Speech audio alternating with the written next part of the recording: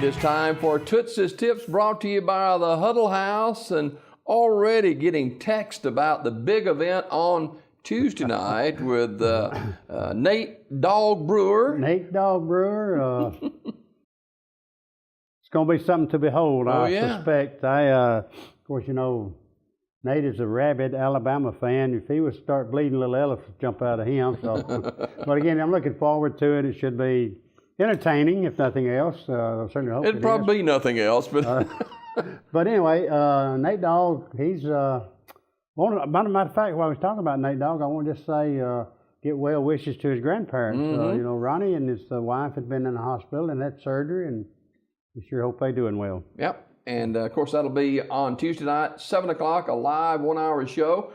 And already we've got sponsors, and they're all doing disclaimers, especially Curtis. And so, geez, I don't know what that means. I think what that means is they're not responsible for anything. It might be said. Probably. You know, pretty much what I think it is.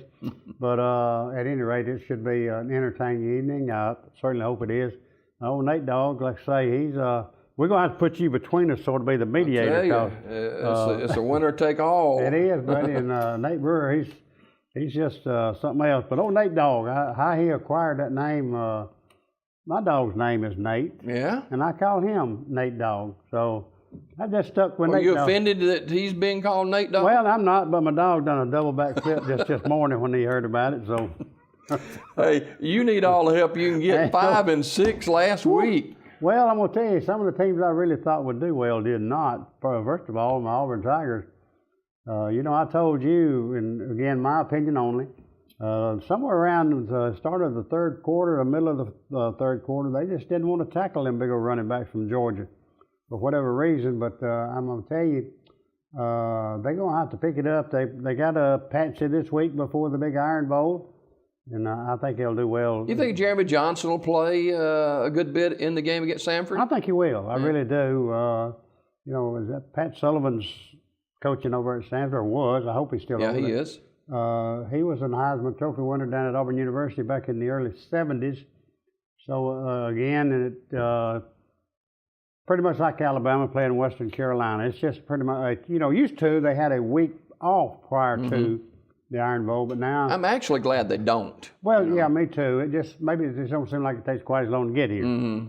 But at any rate, Alabama plays Western Carolina. And after moving up to #1 in the college playoff poll. You know, I told you last week, Jim, I thought they deserved it. They got a good football team, and how Oregon could be ahead of them is beyond me. And I really, you know, I told you last week that Alabama would beat Mississippi State, and that's one of the few you got right. But at any rate, had breakfast at the Huddle House yesterday morning. My wife and I went out and talked to all the people. And there was no golf yesterday either. No, it was. I told one of my golfing partners, I said, I'm going to tell you, 7 o'clock Wednesday morning not going to be an ideal time for us to be eating breakfast to get ready to go play golf. So I waited a little bit later, and my wife and I went out and ate breakfast. And so what did you get? What did you get? The one with the country ham and the 3 eggs and the grits and toast and jelly and coffee and water, and she just eats I forget, some kind of omelet. No, she eats a cheese sandwich, a bacon cheese sandwich or something, or whatever it is. But she really enjoys that. She gets it. You don't go away hungry, do you? No. If you do, you got a major problem. Because when I got ready to leave, Cheryl, one of the servers, came over and asked me, did I need anything else? And I just sort of looked at her, and she said, well, you ate all of it. That's most time I do. But again, it's a great place to go. I got to talk to some friends over there yesterday that I hadn't seen in a while, and my wife got to see some folks that she works with that she hadn't seen in a while. And so, you know, it's just a great place to go to eat and meet people and greet people and have a good time. All right. Huddle House in Sylacauga, Harpersville, and Chelsea. Huddle House, sponsor of Toot's Tips every Thursday morning here on Daybreak. Toots 5 and 6 last week, 94 and 45 overall. Let's get to it this morning. And we begin with a game tonight. And that is number 12, Kansas State. And one of the few good matchups this weekend, number 12, Kansas State at West Virginia. Well, you know, West Virginia's been sort of up and down, and Kansas State pretty much the same. I did get to see them play the Auburn Tigers back early in the season. Is that in Morgantown? Morgantown, yeah. Ooh, it may be a little cold. West Virginia has won some big football games. They have. They played Oklahoma to the tilt, and but I like the K-State. All right, take Kansas State. Also on Saturday, and I don't know how they're ranked 25th, but number 25 Minnesota is at number 23 Nebraska. Both lost last weekend. And their rankings didn't go too far, or falling down too far. But Minnesota has surprised me. We talked about them being a gopher last week, and they are at the Corn Shuckers. Is that correct? Yes. And out in Lincoln, Nebraska, it's pretty hard to win out there. It's just a toss-up. I'm going to go with the home team, the Nebraska Corn Shuckers. All right. Corn Shuckers, Corn Huskers, one of the two. Whatever. Number 3, Florida State. They just keep on winning, coming from behind, and they host Boston College this weekend in an ACC matchup. And it may be some of the same thing, Jim. I don't know what Jimbo Fisher did problem with in the first half. They generally get behind, sometimes as much as 3 touchdowns as they did last week, and they come back and win. But I thought Miami played them pretty well. They just made some mistakes at key times. And, Jameis Winston, I like him or not, and I don't. He's done some good things for the Florida State Seminoles, and I think Florida State will win again. And everybody now is talking about a rematch in number 1 and 4, and we know who they are, the Alabama Crimson Tide and the Mississippi State Bulldogs. Yep. However, they got to go through Ole Miss and Arkansas, I think. Sure do. Speaking of Arkansas with a big win, their first win in the SEC, hosting number 8 Ole Miss. Well, again, Arkansas has played extremely well here of late. Their one SEC win, will it ignite them? I don't know. They've been close a lot of times. Yes, they have. But I tell you, I think Ole Miss has just probably got a little bit too much for them right now. And I like the Ole Miss Rebels to sort of take them Hogs back to the trough. All right. Toot's not going with the upset. He takes Ole Miss over Arkansas. Number 15, Arizona. At number 17, the Running Utes of Utah. Well, I've been putting my faith in the Utes, but they've let me down a couple of times. In Arizona, I went against them, and they, yeah, tough time with those two teams. I'm telling you, those two teams have really dealt me misery, but I like the Arizona Wildcats. All right, go with Arizona. Number 24, Louisville at Notre Dame. Notre Dame upset last week. Yes, they were. And old Bobby's going to crank that Harley up and run on down to South Bend, I suppose. But I don't know, Jim. Louisville, I've seen them play very, very well, and then same with Notre Dame. I'm going to just go. I'm going to have to go with the Louisville Cardinals on this one. They've been playing pretty well. That was another team that played Florida State pretty good for a while. Yep. Number 4, Mississippi State, coming off upset. Well, actually, it wasn't upset. Alabama was favored in the game. Number 4, Mississippi State, hosting Vandy. You surprised that Mississippi State's still at number 4 in that college playoff poll? Well, once you get past 4, you got most of the teams with 2 losses, and so that's probably why they stayed where they did. But the Vanderbilt Commodores is no match for the Mississippi State Bulldogs. Oklahoma State at number 7, Baylor, and you can just about bet there are going to be a lot of points scored in this game. Well, they will, and the Baylor Bears, they've played extremely well throughout the course of the year. They've had one of those ha-ha or slip-up, but I like Baylor. Number 20, Missouri, leading the East in the SEC. Is it Tennessee? Can Tennessee pull off the upset? I don't think so. Tennessee's been playing pretty well at home. They found him a new quarterback, and he's done an outstanding job for the Volunteers. But Missouri, they they leading the East, but they ranked like 20th or 21st. 20th, yeah. So again, I like Missouri to win and close this thing out. Well, now wait a minute. Now they're not tied with Georgia, aren't they? No. They're a game ahead of Georgia. Okay. So I like Missouri. And if you're an Alabama faithful, you sure hope that you'd rather play Missouri than you had Georgia. So, all right, number 19, Southern California. is taking on number 9 UCLA. That should be a good football game. That's the crosstown rivalries, pretty much like an Auburn-Alabama deal, but these two teams are located in the same city, so it's going to be a good football game. I'll tell you, I'm partial to Teddy Bears, so I guess I'll stay with them. Who you picking? The Teddy Bears. That's UCLA. Okay. You know, they're the Bruins. I got you. Come on, man. I'm a little slow this morning, as you've been the last 2 weeks. Very much. Toots' Tips brought to you by the Huddle House, and let's go back a week and talk about Auburn's spanking at the hands of the Georgia Bulldogs. You know, Jim, they took the opening kickoff and drove it right down the field and put points on the board, and I said, well, this may be a real good 48-38 ball game, or 48-40, or whatever. But then after that, you know, I was talking about Auburn's defense had a screen door on the submarine. You know, they just couldn't stop anybody. The two backs, Gurley, who came back off the suspension, did hurt his knee. He's out for the year. Chubb I thought run the ball better than did Gurley. So had both of them well over 100 yards. Yeah, that's ridiculous to let two running backs from the same team have over 100 yards each in the same ball game. Auburn, just their defense, I don't know if it's some kind of adjustment they need, but they're just not playing well as a unit right now, and they don't put any pressure on the quarterback. The Mason kids stood back there and just had all day to throw the football. And again, the running backs, the offensive line, just really took care of Auburn's defensive line. So again, I think, and that's the least amount of points Auburn scored in many, many ball games, 7 points. But like I said, they took that on the opening kickoff and went down and put it in the end zone, and then it was just turn out the lights because the party got over early. Yeah. 34-7, I believe is what it was. Georgia is playing really, really good football. They right are, and I made the statement just a few moments ago about Alabama. If they run the table, they'd rather play Missouri than they had Georgia. I just don't think Missouri. Georgia went into Missouri and just beat the fire out of them, but again, they've not lost since then. But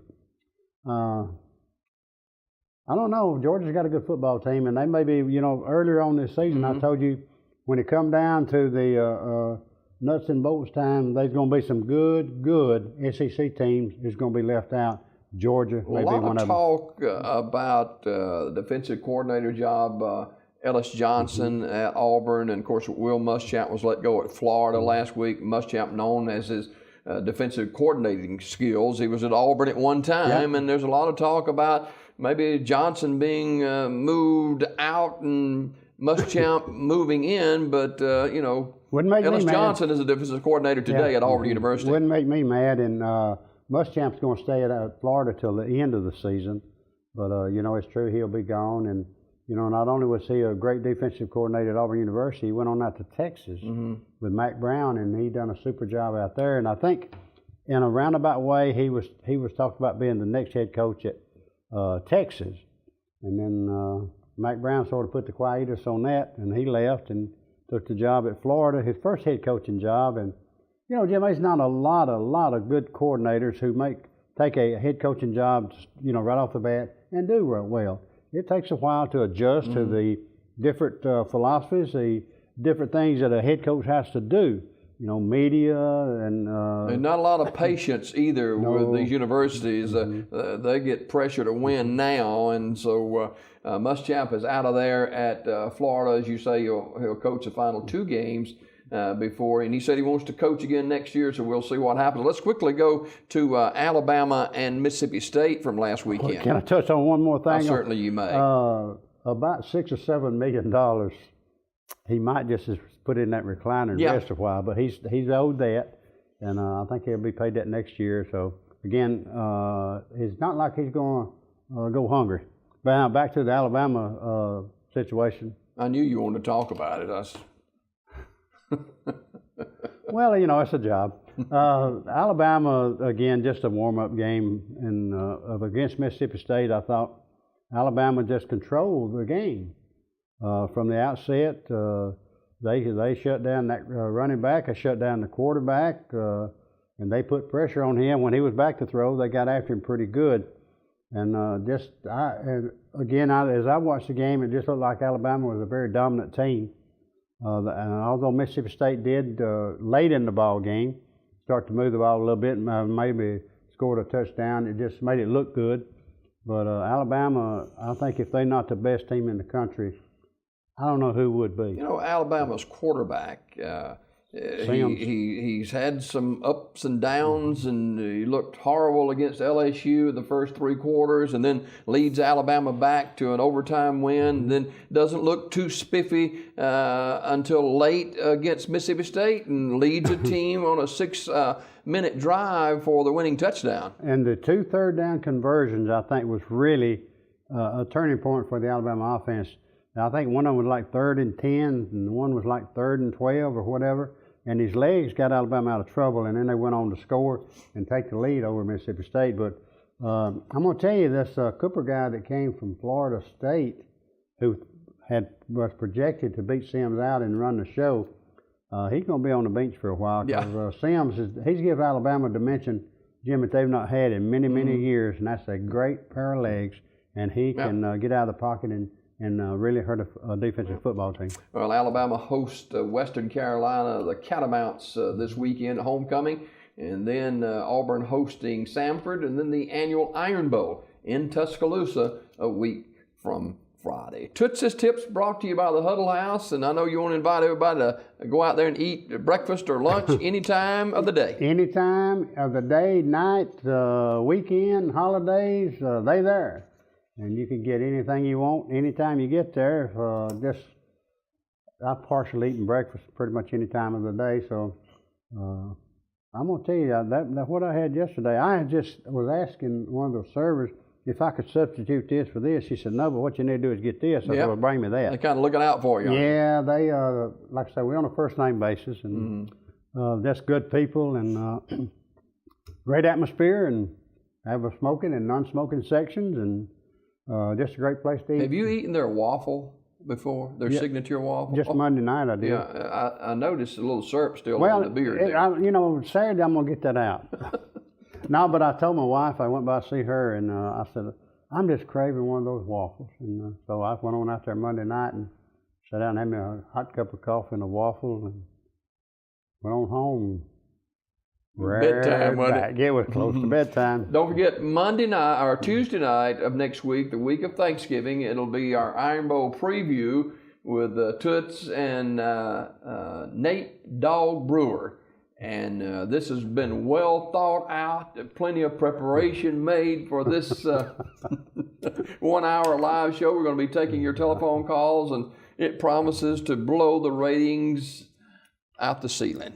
If not, through the winter, because that may be where we're going for when all is said and done. But again, I'm looking forward to it. I hadn't talked to Nate Dogg in a while. I know he's laying in wait. Yeah, he's probably trying to think of something good to say about me, and he probably can't find it. But at any rate, this should be a fun evening. Yep, and that'll be Tuesday night, 7 o'clock, and the Iron Bowl, Alabama, an early 2-score advantage as far as the point spread is concerned. They should be. I don't know. I don't know if I buy into that. The last time they were a big favorite, they lost. Remember? Well, I do remember that. And again, it's one of those deals, Jim. I think you can just throw the records out the window, and all these prognostications, you can probably pretty much throw them out the window. And I remember Alabama came down to Auburn the first year in '89 and was ranked number 2 in the country and was a big, heavy favorite. And Auburn just got after the quarterback and then put some points on the board and won the ball game. And I don't know. It's just one of those games. It's a rivalry game, and it'll be a good one. After Auburn came from behind, beat Alabama 28-27 a few years ago, Alabama won the next 2 games handily, and Auburn, the last second win over Alabama last year. It promises to be an outstanding game. We'll talk about that on Tuesday night. We'll see you on Tuesday night for the Iron Bowl preview, sir. I sure hope so, and y'all have a good day.